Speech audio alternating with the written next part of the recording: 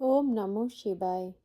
আজকের মহাবাক্যের তারিখ 23 এপ্রিল 1968। আজ্ঞাকারী বাচ্চারা। বাবা সেই বাচ্চাদের স্মরণ করেন যারা সার্ভিস ভালো করে, বাবাকে স্মরণ করে। তারা বাবার অনেকই প্রিয়। তাদের সুগন্ধ আসবে, সেখানেও সেই বাচ্চারা ভালো ভালো ফুল হবে। ওম নমঃ শিবায়। বাবা বসে সব আত্মাদেরকে বোঝান, শরীরও স্মরণে আসে তো আত্মাও স্মরণে আসে। শরীর ছাড়া আত্মাকে স্মরণ করা যায় না। বোঝা যায় সেই আত্মা হলো ভালো। ওই আত্মার কি শখ রয়েছে?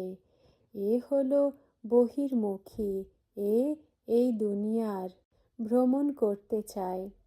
ওই দুনিয়াকে ভুলে গেছে। প্রথমে তার নাম রূপ সামনে আসে। অমুকের আত্মাকে স্মরণ করা হয়। অমুকের আত্মা ভালো সার্ভিস করে, এতে এই গুণ রয়েছে। প্রথমে শরীরকে স্মরণ করলে এরপর আত্মা স্মরণে আসে। প্রথমে শরীর স্মরণে আসবে, কারণ শরীর হলো বড় জিনিস না। এরপর আত্মা তো সূক্ষ্ম, অনেক ছোট, তা স্মরণে আসবে। এই বড় শরীরের কোনো মহিমা করা হয় না। মহিমা আত্মারই করা হয়। এর আত্মা ভালো সার্ভিস করে, অমুকের আত্মা এর থেকেও ভালো। প্রথমে তো শরীর স্মরণে আসে। এর অনেক শরীর, অনেক আত্মাদের স্মরণ করতে হয়। শরীরের নাম স্মরণে আসে না, শুধুমাত্র রূপ স্মরণে আসে। অমুকের আত্মা বললে শরীর নিশ্চয়ই স্মরণে আসে। যেমন তোমরা বোঝো যে এই দাদার শরীরে শিব বাবা আসেন, চলতে ফিরতে বাবার সাথে রয়েছ। তোমরা জানো তার তনে বাবা রয়েছে। শরীর নিশ্চয়ই স্মরণে আসবে। প্রশ্ন করে যে আমরা কি করে স্মরণ করি? শিব বাবাকে ব্রহ্মা তনে স্মরণ করি নাকি পরমধামে স্মরণ করি? অনেকের মনে এই প্রশ্ন ওঠে। বাবা বলেন স্মরণ তো আত্মাকে করতে হবে, কিন্তু শরীরও নিশ্চয়ই স্মরণে আসে। প্রথমে শরীর, এরপর আত্মা। বাবা এর শরীরে বসে রয়েছে, তো শরীর নিশ্চয়ই স্মরণে আসবে না। অমুক শরীরধারী আত্মাতে এই গুণ রয়েছে, এই অবগুণ রয়েছে। বাবাও দেখতে থাকেন কে আমাকে স্মরণ করে, কার মধ্যে অনেক গুণ রয়েছে, কোন ফুলে সুগন্ধ রয়েছে। ফুল পছন্দ হয়, তাই না? ফুলের তোড়া বানায়, তাতে তো রাজা রানী প্রজা ভিন্ন ভিন্ন ফুল আদি সবই দিয়ে দেয়। বাবার নজরে তো ফুলের দিকেই যাবে। বলবে মনোহরের আত্মা হলো বড় ভালো, বড়ই সার্ভিস করে। যদিও সার্ভিস অনেক রয়েছে, এখানে সেখানে ছুটতে হয়, তবুও আত্ম অভিমানী থেকে বাবাকে স্মরণ করতে থাকে। যেখানে সার্ভিস দেখে সেখানেই ছুটে যায়। এরপর সকালে উঠে স্মরণে বসে তো কাকে স্মরণ করে? শিব বাবা পরমধামে স্মরণে আসে নাকি মধুবনে স্মরণে আসে? বাবা স্মরণে আসে, তাই না? এনার মধ্যে শিব বাবা রয়েছে, কারণ বাবা তো এখন নিচে এসে গেছেন, মুরলি চালাতে নিচে এসেছেন। তার তো নিজের ঘরে কোনো কাজ নেই, সেখানে গিয়ে কি করবেন? এই তনেই প্রবেশ করেন, তো প্রথমে নিশ্চয়ই শরীর স্মরণে আসবে, এরপর আত্মা। অমুক শরীরে যে আত্মা রয়েছে সে বড় অনন্য, অনেক ভালো। তার সার্ভিস ছাড়া আর কোনো জিনিসই ভালো লাগে না। অনেকই মিষ্টি। বাবা বসে থাকেন তো সবাইকে দেখতে থাকেন। অমুক কন্যা অনেক ভালো, অনেক স্মরণ করে।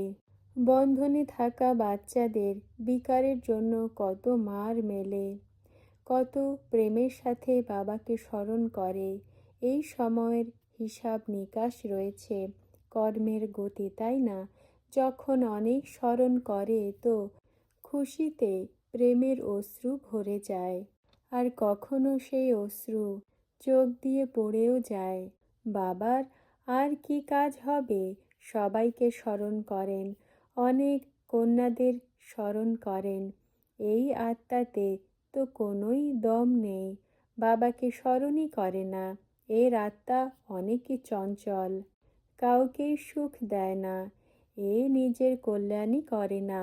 বাবা তো এই চেক করতে থাকেন। স্মরণ করা মানে তার সাকাশ প্রাপ্ত হয়। আত্মার পরমাত্মার সাথে কানেকশন থাকে না। একদিন আসবে যখন যোগ বলে অনেকেই থাকবে, এও কাউকে স্মরণ করবে তো ঝট করে তার বাবার সাক্ষাৎকার হয়ে যাবে। হলো তো অনেক ছোট বিন্দু, সাক্ষাৎকার হলেও তো বুঝতে পারবে না যে এটা কি জিনিস, তবুও শরীরই স্মরণে আসে। আত্মা হলো অনেক ছোট, কিন্তু স্মরণ করে তো তার আত্মা পাবন হয়ে যায়। কারো মধ্যেই কোনো সুগন্ধ নেই, এই আত্মা কোনো কাজেরই নয়। বাবার বাগিচা স্মরণে আসে, এ টগর, এ হলো আকন্দ, এ হলো রত্নজ্যোতি। একদমই বাবাকে স্মরণ করে না। বাবা স্মরণ সেই বাচ্চাদেরই করেন যারা সার্ভিস ভালো করে, বাবাকে স্মরণ করে। সেই বাচ্চারা বাবার অনেক প্রিয়। তাদের যে সুগন্ধ আসবে, সেখানেও তারা ভালো ভালো ফুল হবে। বাগিচাতে ভ্যারাইটি ফুল হয় না, বাবাও দেখেন এ অনেক ভালো সুগন্ধি ফুল, এ এতটা নয়, পদও কম হবে। বাবার যে সাহায্যকারী হয় সেই উচ্চ পদ প্রাপ্ত করে, তাও যারা বাবাকে স্মরণ করতে থাকে। ব্রাহ্মণ থেকে দেবতা, এরপর ট্রান্সফারও এমনই হয়। কোনো আত্মা তো যেন একদম হলো আকন্দ ফুল। প্রত্যেকের গুণ তো স্মরণ আসে। এখানে বাবার কাছে আসে তো শোনায় অথবা লিখেও থাকে যে আমার মধ্যে এই এই অবগুণ রয়েছে। এই বর্ণনাও সঙ্গম যুগেরই করতে পারে। এই দৈবী ফুল নাকি আসুরি ফুল? ফুল তো হলো ভিন্ন, কিন্তু তার মধ্যে ভ্যারাইটি অনেক রয়েছে। বাবা স্মরণ করতে থাকেন। টিচার নিজের স্টুডেন্টদেরকে দেখবে, তাই না, যে এ কম পড়ে। মনে মনে তো বুঝতে পারবেন ইনি হলেন বাবা, আবার টিচারও। বাবা তো হলেনই, বসে রয়েছেন। টিচার বেশি চলে, টিচারকে রোজ পড়াতে হয়। এই পড়ার শক্তির দ্বারা সেই পদ প্রাপ্ত করো। সকালে সকালে গুরু হয়ে বসেন স্মরণের যাত্রাতে। এই সময় টিচার হয়ে বসে রয়েছেন, বাবা তো রয়েছেনই। সকালে তোমরা মাতাদের বাবার স্মরণে বসানো হয়। সেই সাবজেক্ট হলো স্মরণের। এরপর মুরলি চলে, এ হলো পড়ার সাবজেক্ট। মুখ্য হলোই যোগ আর পড়াশুনো, ব্যাস। একে জ্ঞান বিজ্ঞানও বলা হয়। বিজ্ঞান ভবন নামও রাখা হয়েছে, কিন্তু অর্থ জানে না। কেউ এমনি নাম রেখে দিয়েছে। এখন আমরা বলবো এ জ্ঞান বিজ্ঞান ভবন, যেখানে বাবা এসে শেখান। জ্ঞানের দ্বারা সমস্ত সৃষ্টির নলেজ মিলে যায়। বিজ্ঞান অর্থাৎ তোমরা যোগে থাকো, যার দ্বারা পাবন হয়ে যাও। তোমাদের অর্থ জানা রয়েছে। এখন বাবার দ্বারা তোমরা সমস্ত দুনিয়াও জেনেছ। তো বাবা বাচ্চাদের দেখতে থাকেন। এর মধ্যে অনেক ভূত রয়েছে। দেহ অভিমান যাদের থাকে তাদের অনেক ভূত হয়। দেহি অভিমানী হলেই ভূত বের হয়ে যায়। এমন নয় যে সবার ভূত বের হয়ে যাবে, ঝট করে নয়, হিসাব নিকাশ সব যুক্ত হবে। নিজের চলন অনুসারেই এরপর পদ প্রাপ্ত করবে। ক্লাস ট্রান্সফার হয়, সেটা হয় সীমিত জগতের। ট্রান্সফার ওপরে হচ্ছে, নিশ্চয়ই উপরে ক্লাসেই হবে। এখন এই দুনিয়া ট্রান্সফার নিচে হচ্ছে, আর তোমাদের ট্রান্সফার ওপরে হচ্ছে। কত পার্থক্য রয়েছে। ওই কলিযুগী সিঁড়ি নিচে নামতে থাকে, আর তোমরা পুরুষোত্তম সঙ্গম যুগে সিঁড়ি উপরে চড়ো। দুনিয়া তো হলো এই, শুধুমাত্র বুদ্ধির কাজ। তোমরা বলো সঙ্গম যুগে পুরুষোত্তম হবার জন্য বাবাকে আসতে হয়। তোমাদের জন্য এখন এ হলো পুরুষোত্তম সঙ্গম যুগ। বাকি তো সে সব অন্ধশ্রদ্ধার ভক্তি মার্গের ঘোর অন্ধকারে রয়েছে। ভক্তিকে তারা অনেকই ভালো বোঝে, কারণ জ্ঞান তারা জানে না। হলোই ভক্তি মার্গে। তোমাদের এখন জ্ঞান মিলেছে, তো তোমরা বোঝো ভক্তিতে আমরা নিচেই নামতে থেকেছি। জ্ঞান এক চুটকিতেই আমরা আধা কল্পের জন্য ওপরে চড়ে যাই। এরপর তো সেখানে জ্ঞানের কথাই হবে না। এইসব কথা মহারথী বাচ্চারাই শুনে ধারণ করে আর শোনাতে থাকবে। বাকি তো এখান থেকে বের হবে আর শেষ। কর্মের গতি এমন। কর্মের গতিও ভগবানই বলে থাকেন যখন সময় হয়। এ হলো কল্পের সঙ্গম যুগ। পুরনো দুনিয়া শেষ আর নতুন দুনিয়া স্থাপনা হয়। বিনার সামনে দাঁড়িয়ে রয়েছে, তোমরা সঙ্গম যুগে দাঁড়িয়ে রয়েছ। অন্য মানুষদের জন্য তো কলিযুগ চলছে। কত ভক্তি অজ্ঞানকালের ঘোর অন্ধকারে রয়েছে, পড়তেই থাকে। কেউ তো নিমিত্তও রয়েছে। হ্যাঁ, রাবণ। 5 বিকারকে রাবণ বলা হয়। ভ্রষ্টাচারী দ্বারা বিকারের জন্ম হয়। সত্যযুগে ভ্রষ্টাচারী অক্ষর হয় না। এই সভাতেও বাস্তবে ভ্রষ্টাচারী কেউ থাকতে পারে না। যখন তোমরা শক্তি ভরবে তখন এটাও হবে। তোমরা ঝট করে বুঝতে পেরে যাবে। এই হলো ভ্রষ্টাচারী, তো এখানকার বায়ুমণ্ডল খারাপ করে দেবে। এ আগে গিয়ে বুঝতে পারা যাবে, এখন নয়। এমন লুকিয়ে যারা এসে বসে তাদের চোটও অনেকই লাগে, একদমই নিচে পড়ে যাবে। ঈশ্বরের সভাতে দৈত্য হয়ে বসলে তো ঝট করে বুঝতে পারা যাবে। পাথর বুদ্ধি তো রয়েছেই, বাকি পাথর বুদ্ধিও হয়ে যাবে।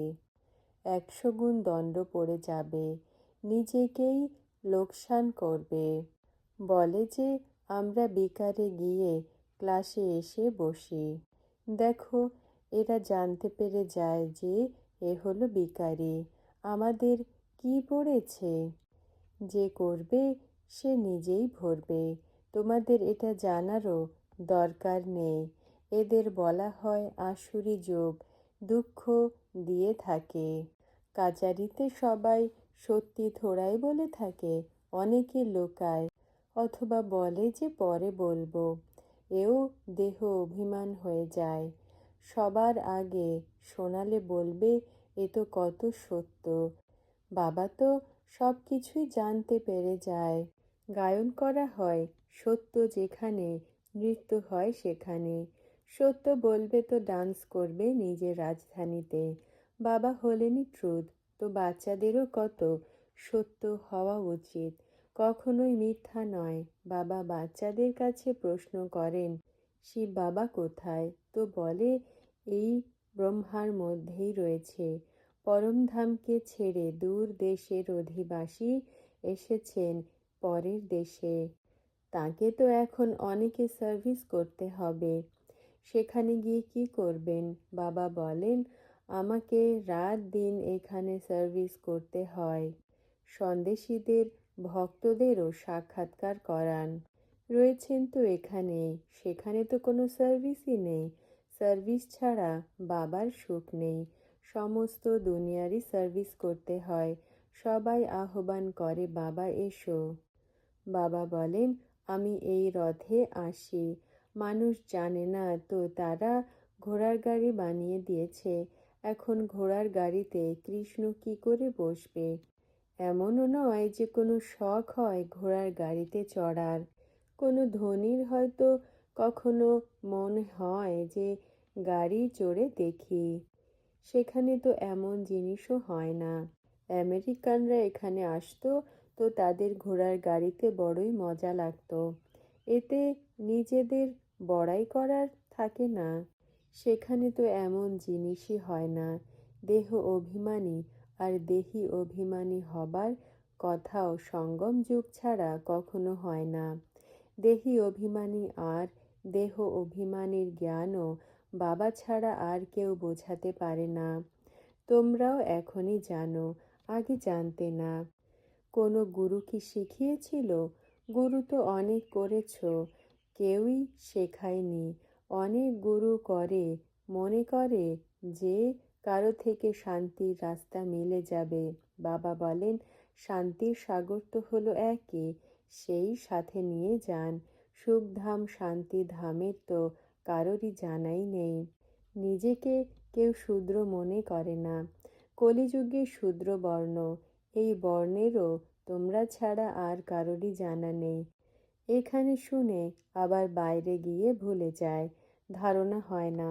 বাবা বলেন, যেখানেই যাও ব্যাস যেন পরে থেকো, এতে লজ্জার কোনো কথা নেই। এ তো অনেক কল্যাণের জন্য বাবা বানিয়েছিলেন। যে কাউকে বোঝাতে পারো, কেউ ভালো সেন্সিবল মানুষ হবে তো বলবে যে এর ওপরে তোমাদের খরচা নিশ্চয় হয়েছে। বলো, খরচা তো হয়ই, গরিবদের জন্য ফ্রি। এও ধারণা করে নিলে তো অনেক উচ্চ পদ প্রাপ্ত করতে পারে। পয়সা না থাকলে তখন কি করবে? কার কাছে পয়সা হয়? কিন্তু অনেক অমানুষও হয়। এ তো প্র্যাকটিক্যালে করে দেখিয়েছে। মমত্ব ছিন্ন করা তো ফাদার থেকে শেখো। এও সব কিছু মাতাদের দিয়ে দিয়েছিল। তোমরা বসে সব কিছু সামলাও, কারণ এখন তো এই জ্ঞান মিলেছে। শেষের দিকে কেউই যেন স্মরণে না আসে। অন্তকালে যে স্ত্রীকে স্মরণ করে, বড় বড় মহল বিল্ডিং আদি হবে তো অন্তে তা স্মরণে পড়বে। কিন্তু তোমরা যদি অল্প শোনো তাও প্রজাতে চলে আসবে। বাবা তো হলেনই দীনবন্ধু। কেউ পয়সা হলেও কার্পণ্যতা করে। এটা বোঝে না যে সর্বপ্রথম উত্তরাধিকার তো হলো শিব বাবা। ভগবান উত্তরাধিকার তো ভক্তি মার্গেও হয়, তাকে দিয়ে থাকে না। ঈশ্বরের উদ্দেশ্যে কেন দেয়? মনে করে ঈশ্বরের নামে গরিবদের দিলে তো ঈশ্বর তার ফল দিয়ে দেবে, অন্য জন্মে মিলে তো থাকেই। এখানে আবার বলে সবার ওপরে গ্রহণ লেগেছে। বলে না যে দান দিলে গ্রহণ ছেড়ে যাবে। বাবাকে তো সব কিছুই দান দিয়ে দিয়েছে। শরীর, মিত্র, সম্বন্ধী আদি যা কিছু রয়েছে সব বাবাকে সমর্পণ করে দিয়েছে। বাবা, এই সব হলো তোমার। সমস্ত সৃষ্টির ওপরে গ্রহণ লেগে রয়েছে, তা কি করে এক সেকেন্ডে ছেড়ে যাবে? কালো থেকে সুন্দর কি করে হবে? এ এখন তোমরা জানো। এরপর অন্যদেরও বোঝাতেও হবে। নিজের মনে বুঝতে পারে কিন্তু কাউকে বোঝাতে পারে না, সে কোনো কাজেরই নয়। আচ্ছা, আত্মিক মাতা পিতা বাপদাদার আত্মিক বাচ্চাদেরকে স্মরণ স্নেহ। আজকের বরদান, নিরন্তর যোগী ভব। ব্যাখ্যা: যে বাচ্চারা বাবার সদা সাথের অনুভব করে সে কখনো কোনো দেহধারীর সাথের আবশ্যকতা অনুভব করবে না, কখনোই কোনো সেবাতে দেহধারীর আধার নেবে না।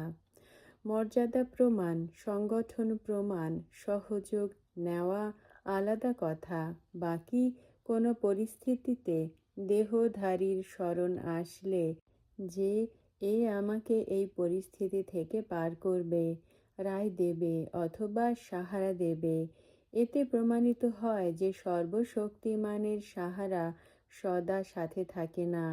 সদা সাথে যারা থাকে তাদের বাবার সাথে সমীপ সম্বন্ধ হবার কারণে সংকল্পে, আত্মিক বার্তালাপেও বাবার স্মরণে আসবে যে বাবার থেকে জানতে চাই কোনো নিমিত্ত টিচার স্মরণে আসলে, কোনো সাথী স্মরণে আসলে, অথবা সমবয়সী কেউ স্মরণে আসলে এও হয় কার্যের প্রতি। কিন্তু মনে বুদ্ধিতে সদা বাবা বাবা স্মরণে আসে। কোনো কথাই হোক না কেন সদা বাবাই স্মরণে থাকে। একে বলা হয় নিরন্তর যোগী। ওম নমঃ শিবায়।